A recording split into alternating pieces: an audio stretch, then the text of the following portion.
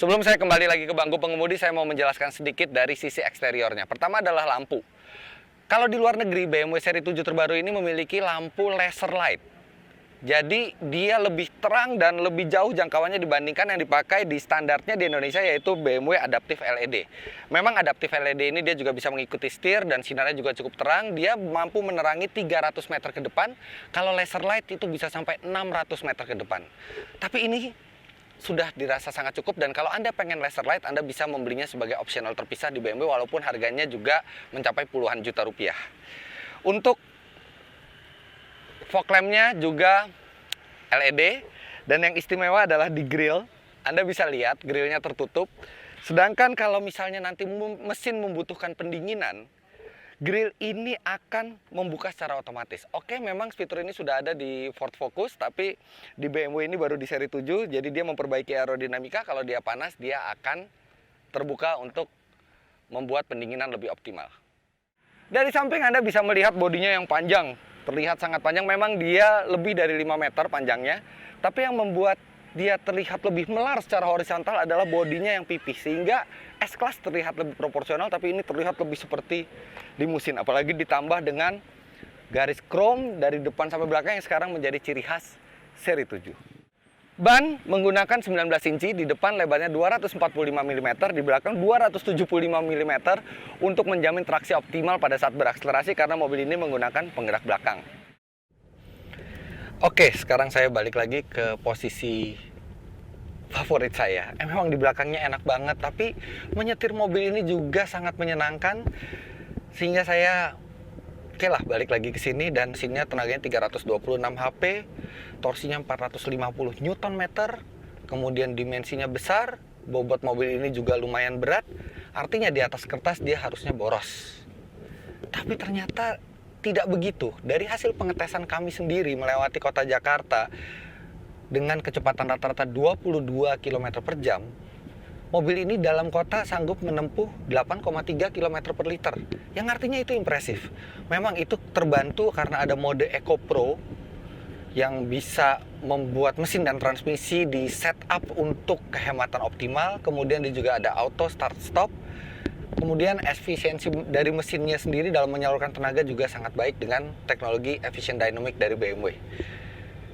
Untuk di tol, dengan kecepatan rata-rata 90 km per jam sampai 100 km per jam, BMW seri 7, 740 Li itu mencatat angka 14,3 km per liter yang lagi-lagi itu cukup baik.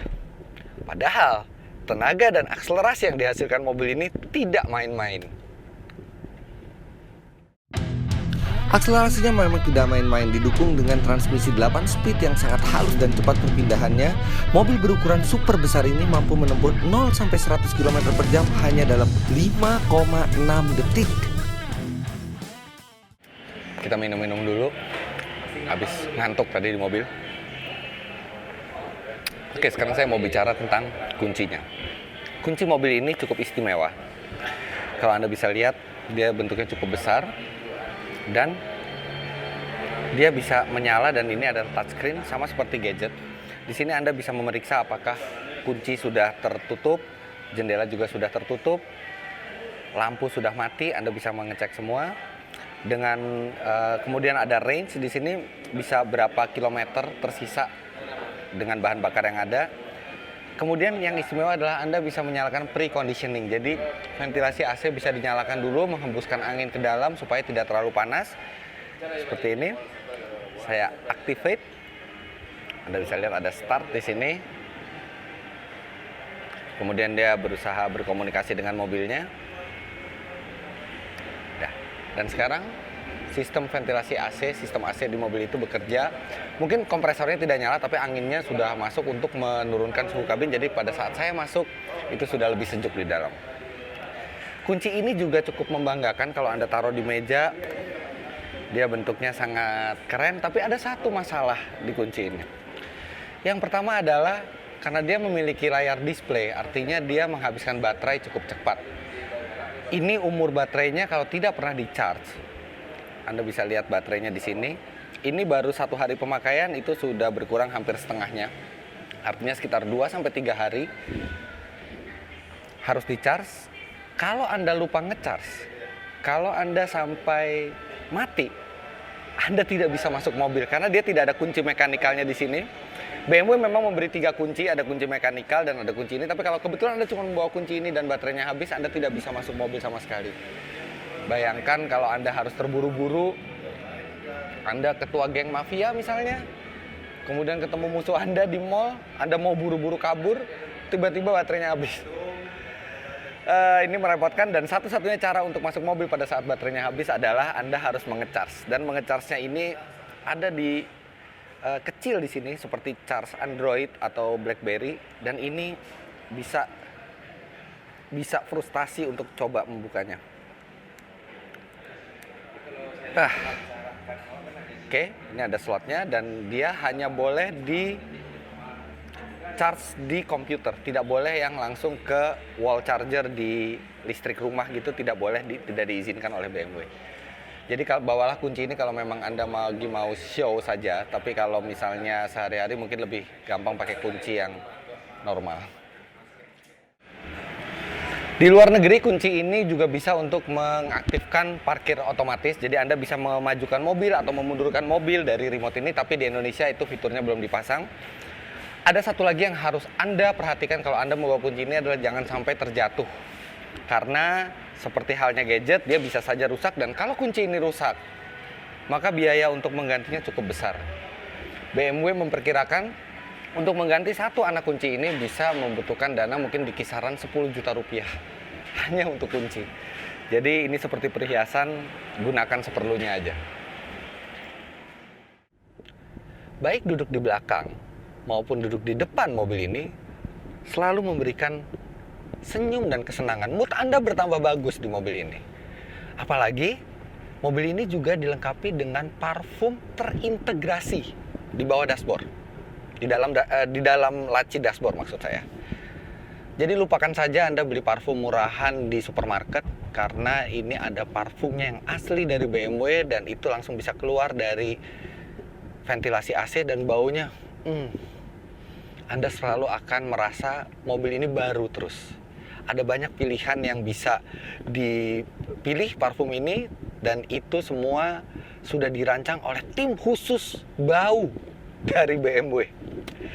Harganya memang tidak murah, tapi minimal itu memberikan mood booster lah, karena bau juga mempengaruhi emosional kita.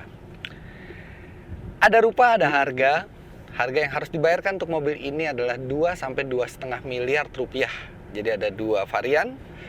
Sebetulnya harga itu masih lebih tinggi dari S-Class yang menjadi rival utamanya, tapi lebih rendah dari Jaguar XJ, lebih rendah dari Audi A8. Padahal mobil ini juga didatangkan secara CBU. Oke, Mercy bisa murah karena dia CKD di warna herang. Seri 7 ini masih CBU. Dia bisa menekan harga yang tidak terlalu jauh dibandingkan Mercedes-Benz. Mercedes-Benz juga bermain di sekitar 2,2-2,3 miliar rupiah untuk S400. Artinya value-nya cukup baik. Memang di bagian belakang, Mercy memberikan kenyamanan yang lebih baik. Tapi BMW memberikan balance antara belakang yang tetap menyenangkan dan rasa pengendaraan yang mengasihkan. Lantas ada satu lagi. Kalau Anda suka teknologi, Anda suka gadget, Anda suka hal-hal yang berbau canggih, maka ini adalah mobil yang harus Anda pilih. Membeli mobil ini bukan hanya membeli kenyamanan, bukan hanya membeli performa, tapi bagi Anda yang suka teknologi, itu seperti membeli masa depan. Karena ada banyak di sini. Begitulah hasil review kami mengenai BMW seri 7 terbaru ini. Kami harap Anda terhibur dan bermanfaat buat Anda review ini. Jangan lupa klik like, kemudian komen. Kami juga ingin mendengar komentar Anda tentang mobil ini. Main-main juga ke website kami di www.autodriver.com. Lantas subscribe ke channel kami bila Anda belum untuk mendapatkan info-info mobil terbaru. Sampai jumpa di review kami selanjutnya. Terima kasih sudah menyaksikan.